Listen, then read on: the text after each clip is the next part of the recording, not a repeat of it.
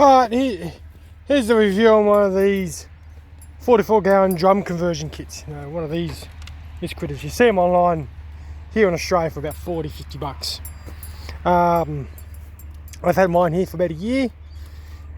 It seems to work alright. The only thing you gotta be careful with these things is let me put my cordial down. When you load these up, you know, this type of fire really likes the wood in the back. So I got a couple of grates in there and a bit of rebar. Just be careful with the heat of my camera. Bug off you. Make sure you keep all your stuff down the back. That's where it likes to be. It likes dry hardwood and such like that. You know, or anything chunky. You know, this stuff burns. This pine.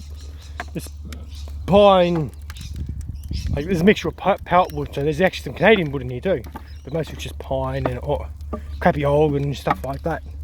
And it can get so hot where it's just the gases push the gases out of here and just smokes like a chimney out for the top. But if you've got nice dry wood and a good throw, these really do kick along. You know, I'm standing back here and it's just hot. You know, it's enough to burn the grass on the side. So I mainly use this as a incinerator. So if I start this today, the wind's blowing that way, and I'll be smoking out the neighbours. I don't want to be doing that today. It's just at a 6-inch through. You know, you can see she's drawing up here pretty good. I've got a back on the top. If I didn't have this, it'd be just rocketing at the top. Depending what you want. If you get as a big incinerator and you've got nothing about burning, yeah, take him off. I have seen these hooked up with mates, a full bloody piece of water pipe, 6-inch water pipe, and it just the thing shakes on the ground. You know, it vibrates how much heat it puts out. And his is not even rusted out. He's got the next thicker drum. Like this is an okay drum, but there are thicker drums. Like he's an old I think aviation kerosene drum he picked up because it was extra gauge. Twice the gauge thickness. This one's can be a bit thin, but it's been sitting outside for 6 months, or 6 to a year, and no rust and no. It's dry as a chip inside. One thing you got to realise with these,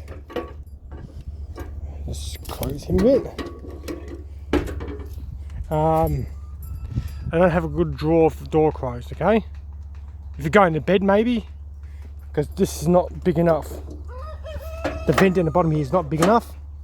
Yeah, I'm going to modify this to have a couple of slots on the side. I can move the shim across, or find something off a barbecue. You know, there's the star-shaped ones at the barbecue, and stick them on the side.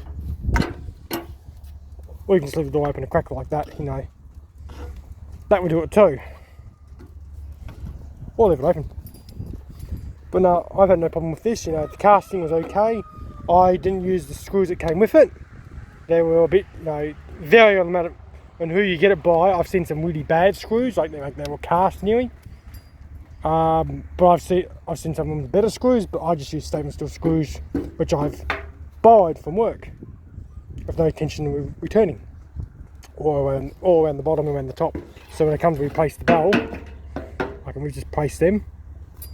At least they won't. If I ever have to cut them off, at least they won't corrode and be a pain, on the casting. Oh, look, she's going now. So yeah, they work.